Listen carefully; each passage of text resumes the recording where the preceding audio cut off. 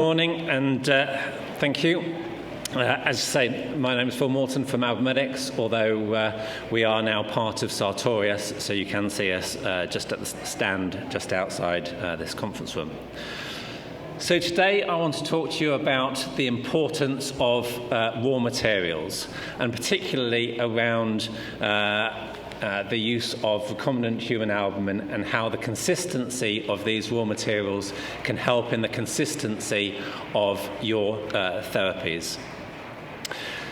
Specifically, I want to show how our products, our recombinant products, can improve your advanced therapies, cell therapies, by improving the cell health, the cell viability, and sort of reducing the amount of apoptotic cells and such like, so that you can then increase the flexibility to deliver your life-saving therapies. One of the main issues around the production of advanced therapies is consistency.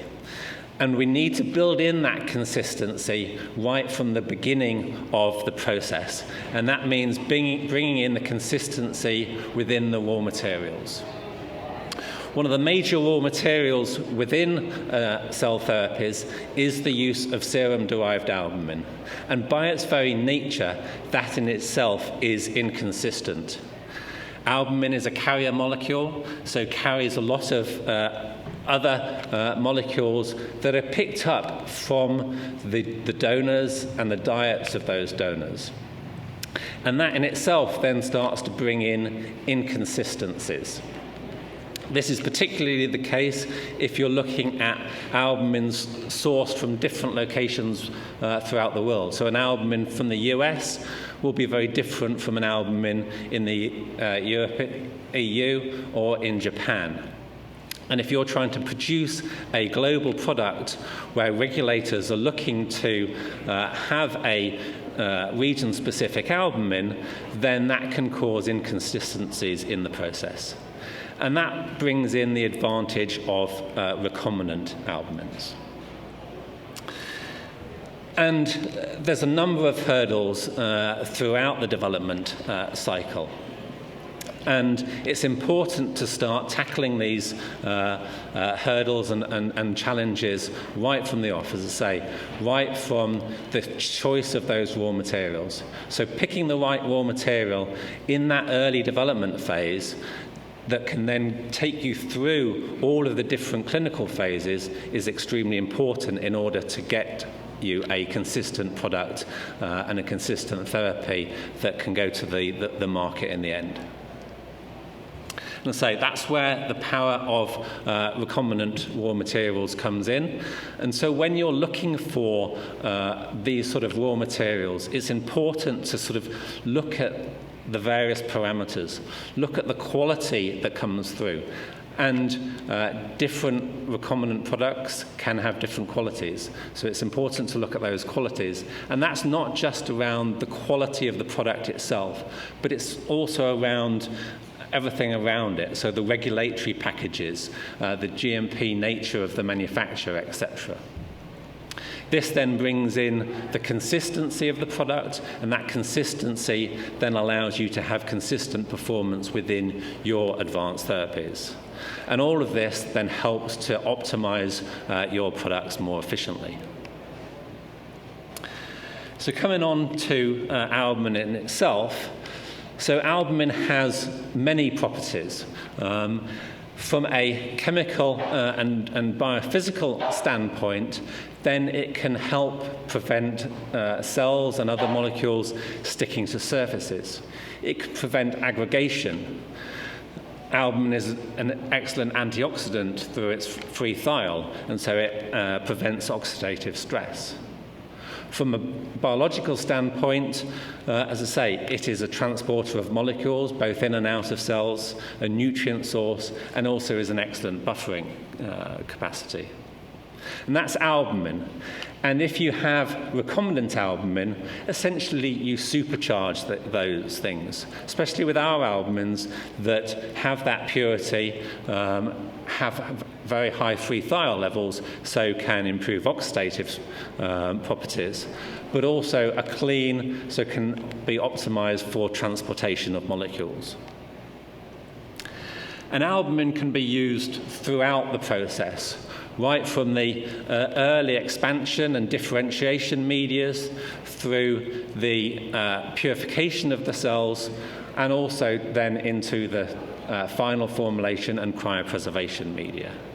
And it's important to have that high quality raw material right from the beginning throughout the process, so that you can build in that consistency and quality into your process.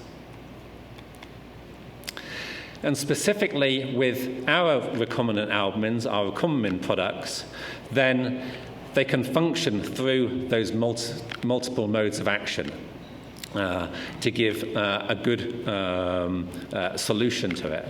Because they are produced in a highly controlled, validated, and consistent process, they can be termed as chemically defined. We have extensive drug master files in a number of locations around our products, and also offer that regulatory support as well to help you get through the regulating questions around the use of our product. And we produce our products in a dedicated CGMP facility, and are the only producer of a USP NF compliant recombinant albumin. So that quality and consistency then comes into your products. So in terms of some of the performance of our albumins, so this first one is really around the upstream side, and is showing the benefits of that purity in the albumin itself that doesn't have the ligands attached. This means you can optimize the albumin for your particular cell type and for your particular media. This is with T cells, and it has a number of different formulations, a number of different ligands mixtures attached to it. And you can see that the performance varies. So it allows us to be able to optimize the albumin for your cell type and for your media. Jumping to the other end with cryopreservation. This is cryopreservation of T cells, and then looking at the stability of those cells post-cryopreservation. Here we've looked over a 4-hour period, as most CAR T therapies have that sort of 1 to 2 hour window post-thawing, and compared it to the use of serum-derived albumin. And as you can see, the number of live cells is much improved, and the number of dead and apoptotic cells is actually reduced.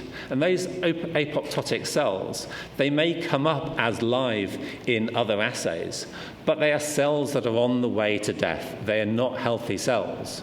And therefore, thereby using our recombinant albumin in the cryopreservation solutions can improve the health of the cells coming out of the cryopreservation, and thereby potentially sort of improving the therapy. This also allows a potential reduction in the DMSO content. So here again, comparing recombinant with HSA, it allows you to reduce the DMSO content down from 10% down to 5%, with little effect on the live cell number. And again, this can be important in terms of looking at the whole process, where a reduced DMSO content can improve the health of the cells during that sort of bottling and thawing out process as well. And then moving on to non-cryopreservation, so hypothermic storage, then this is the hypothermic storage of MSCs, and comparing our albumin to, again, a serum-derived albumin, but also another recombinant albumin. And here you can see that the use of our albumin maintains that cell viability over 96 hours with a very small drop-off compared to the use of the other albumins. So again, this is showing it's not just the use of a recombinant albumin, but it's the use of high-quality albumins that can improve your therapies. Likewise, this is some preliminary data on the hypothermic storage of T cells, comparing our albumin to a number of albumins. This is over a short period, and we are looking to expand this. But again, this clearly demonstrates that the use of our albumin significantly sort of improves the stability of the cells over this period compared to not just serum-derived albumin, but other recombinant albumins as well. So then, why else? Why could that be? And sort of looking at the quality, I've said our quality is the best out there. And so just finishing off on some of this. So this is some of our data that we have produced. This is a simple sort of mass spectroscopy of the samples with our two products, recombinant prime and elite at the top, showing nice, clean spectra. Whereas with the serum-derived and some of the other recombinant albumins, there are a number of other peaks there as well. These can be things like cysteinylation, so blocking of the free thiol. So as I say, our albumin has that free thiol, so has good antioxidant properties. But if that thiol is blocked, then it will have a lower antioxidant properties. Then there's glycosylation, N-terminal degradation, and these can all be a detriment to the albumin. But don't just take our word for it. This is an external benchmarking study by Health Canada. They did a number of tests, and this was one of them, looking at that glycosylation and looking at MS peptide mapping. And again, they found that our albumin had the lowest level of glycosylation, and also it was consistent, whereas some of the other recombinant albumins had inconsistent levels of glycosylation. And I say, this building in of the consistency of the raw material then builds in the consistency of your therapy as well. And then also another external sort of benchmark is that our albumins have been used within the Merck MMR2 vaccine since 2006, so has over 200 million pediatric doses of the albumin sort of worldwide since that time. So again, not just showing the quality, but also the safety of our albumin as well. So just really to sum up, hopefully very quickly I've shown the benefits that having a recombinant albumin in this case, but recombinant products in your therapies can improve that consistency and can then therefore improve the consistency of your therapies. And specifically for the use of our albumin is to improve that cell stability. That allows sort of greater freedoms in terms of the delivery of the products. The clinicians, etc., have greater freedom to deliver your life-saving therapies. So thereby in sort of improving your therapies. So thank you very much. And as I say, we're part of the Sartorius booth outside, so happy to talk to any of you after this. Thank you.